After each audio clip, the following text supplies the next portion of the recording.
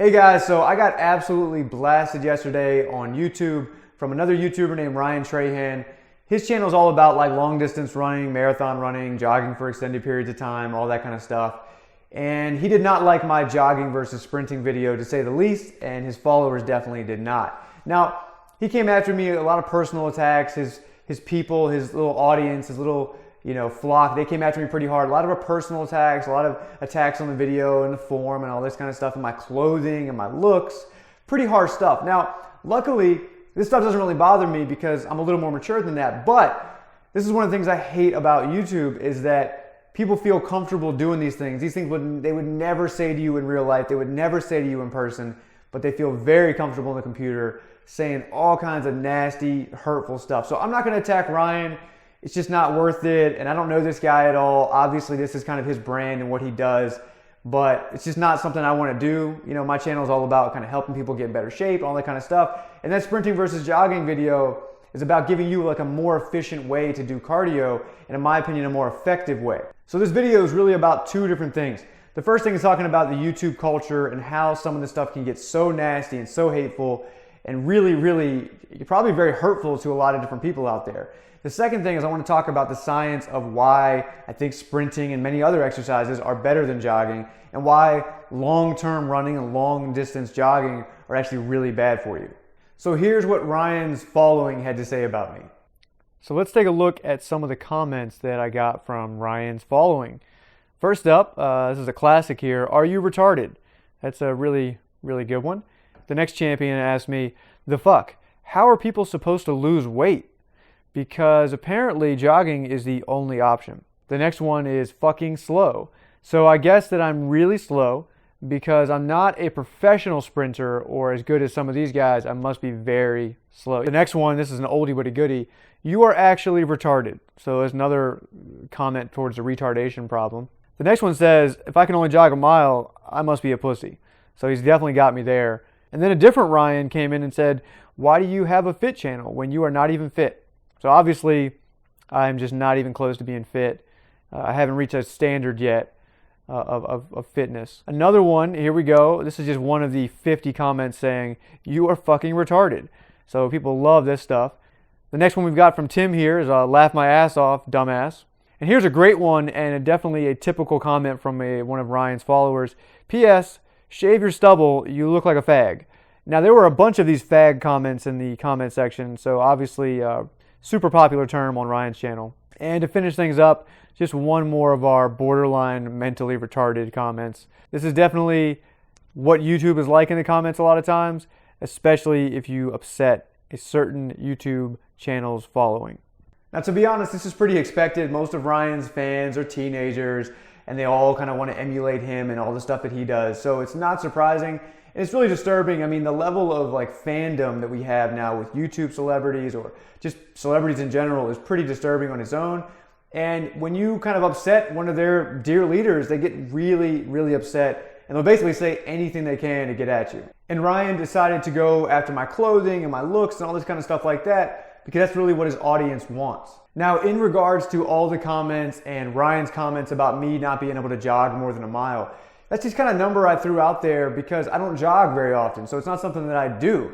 I would love to take all you little stick figures into the gym with me and hit some weights and see how you hold up. See how your muscular endurance and your VO2 levels hold up when you're doing an exercise that you don't perform regularly.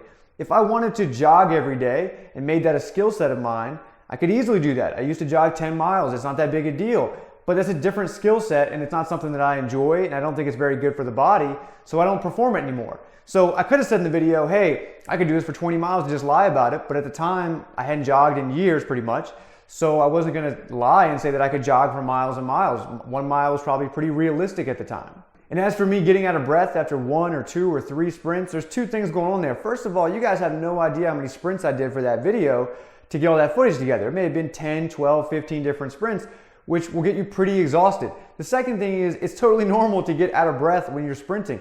If you're doing sprints once or twice a week or not that often, you should be getting very out of breath. So for all you guys that commented and say like, well, I sprint every single day or whatever, and I don't get out of breath like that, well, that's good for you. come into the gym with me and hit some weights like I do and tell me that you're fine as well. It's a different skill set, and it's something I don't perform every single day, so it definitely is going to affect me more than it would affect you guys. So before I get to the science of this debate, I want to explain something to you guys that I think you don't understand about this channel and many other fitness channels. Our channels are not aimed at top level athletes. There are so many comments that we're using professional athletes for analogous purposes. This is not what my channel is about. This is not what you are either. None of you guys are professional athletes watching my channel, and 99% of you will never be professional athletes. So my goal with the channel is to help regular people get in the best shape that they can and get healthy in an efficient way, which I don't think jogging is that way. I have no doubt that someone's VO2 max who runs 20 miles a day is incredible. But that's not what regular people do. Normal people don't have 2 hours a day to go jogging, or 3 or 4 hours. That's just not what people want to do with their lives. But again, if that's what you guys want to do, that's great. But just understand that that is not normal. And that's the problem I have with the running community in general, is it's an incredibly obsessive community. One of my biggest reasons for putting up the jogging versus sprinting videos is because I know so many people who will fall into this trap of getting into this running world where they just jog all the time. They do one exercise. They're convinced it's the greatest thing in the world for them. And you can look down in the comments and see people saying that basically. One guy commented that if you don't jog, well, how else would you possibly get in shape? As if there's nothing else you can do, like swimming and biking and yoga and body weight exercises and weightlifting and all these different things. As far as a lot of runners are concerned, running is the only answer. And believe me, it is not the only answer, and it's definitely not the best answer. Now, I don't want to make fun of these kind of people. Obviously, if that's their passion, they love to do it, they want to look like that and be as light as possible, that's fine. But you guys out there have got to understand, that is not what 95% of the world wants to look like. They want to look like the people up top. They want to be in shape, have muscle, be lean, have arms and abs and legs and butts. That's what people want to look like. So just understand that, guys. There is a difference in these two body types, and one of them is definitely preferred by most people. Now let's go ahead and get into the science of the argument. I'm going to be posting links down in the description below for all the different studies that I'm citing, so you guys can check them out for yourself and make your own decision. So let's talk about the heart a little bit and look at some of the studies of why long distance running is bad for your heart. Here's one study, for example, that's cited in the New England Journal of Medicine that shows that the chances of sudden death are actually the highest amongst those who work out the most. Vigorous exercise, meaning you're obviously out of breath and you have a high increased heart rate the whole time. So this study is just talking about sudden death, and obviously the people who do more cardio throughout the week past a certain point are at greater risk for sudden death. So what about long-term heart damage? Not just sudden death, but what does it actually do to the heart to perform this lifelong intense cardio? In this study published in the Journal of Applied Physiology, researchers recruited a group of extremely fit older men. All of them were members of the 100 Marathon Club, meaning athletes who had completed a minimum of 100 marathons. So obviously, if they're running marathons like that, their heart should benefit, right? The study actually showed that half of the older lifelong athletes showed some heart scarring as a result, and they were specifically the men who had trained the longest and the hardest. An animal study that was designed to mimic the strenuous daily exercise load of serious marathon runners over the course of 10 years also concluded that before these rats started this program, they had healthy hearts. But by the end, most of them had developed diffuse scarring and structural changes similar to the changes seen in the human endurance athletes. Researchers have also found that extended vigorous exercise like a marathon raises cardiac risk by 7-fold. This is because more than half of the segments in your heart lose function due to an increase in inflammation and a decrease in blood flow, and this temporary heart damage may play a role in marathon deaths. They also found that running a marathon will lead to abnormalities in how blood was pumped to the heart. Again, if you're one of the lucky ones that doesn't have this problem, that's great for you, but you're certainly not helping your heart in any way. Now, this is probably the most helpful for my argument and the most damaging argument against long distance running. A study of 52,000 people over 3 decades studied 14,000 runners and 42,000 non-runners. Now, the good news is that the runners as a group had a 19% lower risk of death compared to non-runners. But here's the bad news. For the runners of marathons and long distance running, those who ran over 20-25 miles per week ended up with the exact same risk as a couch potato. Now think about that for a second. Don't just write the study off. That's 52,000 people studied. That's a lot of data. It's very difficult to put together a study of that size. So if you understand that, you must understand that obviously long, vigorous exercise for more than an hour a day is not going to help your heart. In fact, it actually raises your risk of death to that of someone who doesn't work out. Now, I think most of us understand what antioxidants are. They're there to fight free radicals, to fight aging and disease. Now, your body is designed to deal with oxidative stress that comes from exercise for the first hour. Dr. James O'Keefe concludes that prolonged intense exercise causes excessive oxidative stress, which basically burns through the antioxidants in your system and predisposes you to problems. Now, this one here is not a study. This is just something I wanted to show you guys to kind of lay out the point that I make as well in the video, that if you just did one exercise, let's say bicep curls every day, day in, day out, wouldn't you expect problems, imbalances, maybe bicep tendon inflammation and shoulder problems? Of course you would. This puts a tremendous amount of stress on this one movement. Running is just one exercise. You absolutely are increasing the chances of injury by performing the same exercise day in, day out. Now, I got a lot of comments saying, well, we're obviously meant to run for long distance simply because we can run for long distances. And we can do a lot of things in life. As I said in the comments a few times, we can get away with boxing or playing NFL football for years and years and years. That doesn't mean we're meant to do it. Just because you can perform something doesn't mean it's the best thing for you. So this study basically shows that the heart pumps out about 5 quarts per minute when you're sitting. When you're running, it goes up to about 25 or 30 quarts per minute. Dr. O'Keefe explains that the heart simply wasn't meant to do that for hours day in and day out. You end up overstretching the heart and tearing muscle fibers. They found that up to 30% of those who finish marathons have elevated troponin levels. O'Keefe explains that that's the marker we look for to see if someone's having a heart attack. It's irrefutable evidence of heart damage. So what about fat loss and weight loss, calorie burning? Jogging is purely focused on calories in, calories out, burning calories. You also will burn lean muscle. There's no getting around that if you jog enough, especially you long distance runner, which is why you look like you do. And I'm not trying to make fun of that. If that's that's the way you want to look, that's fine, but that's how you're going to look if you're into long distance running.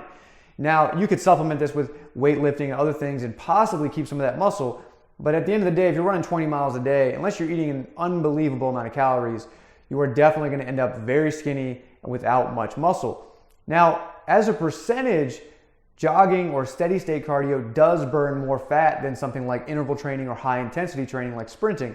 However, it requires an immensely greater volume to equal those same number of calories or the same amount of fat. So that's why it's not a very efficient way to burn that fat. Now, sprinting, on the other hand, is aimed purely at fat loss and muscle building. So it's a very different skill set and a very different technique. So 15 minutes of high intensity interval training like sprinting is equal to about 45 minutes of steady state long distance jogging when it comes to burning fat. So it's obviously a far more efficient technique. You could play around with these numbers quite a bit based on your weight and your age and the speed that you're running, but at the end of the day, the sprinting is just going to be a more efficient way to burn fat. And part of this is due to the anaerobic nature of sprinting or high intensity exercises.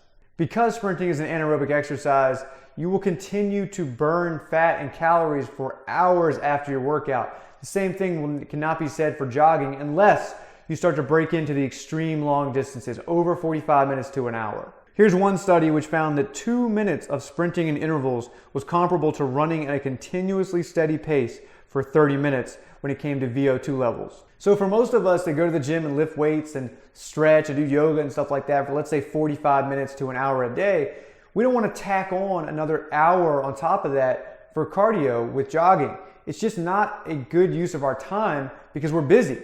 Let me make this clear to you guys down in the comment section. Most of you guys are under 23, so you don't have a career, you don't have a family, or anything like that that takes up a lot of your time. So for you guys, jogging 2 or 3 hours a day sounds great, and that's good for you. And if you want to keep that up, that's fine. But my whole point of this video, and my viewers, and most people out there that go to the gym, is that they want to work out for 30, maybe 45 minutes of weights and yoga and all kinds of stuff. And then at the end or the beginning, they want to hit maybe 15, 20 minutes of cardio because that's all they have time for. So they just don't have time like you guys do. Sprinting will also stimulate the production of HGH, helping build lean muscle. The more lean muscle you have on your body, the more fat you burn and the higher metabolism will be. And this cycle just continues with anaerobic exercises. The other great thing about sprinting or anaerobic exercises is that they help to release endorphins, which some people call like happy hormones.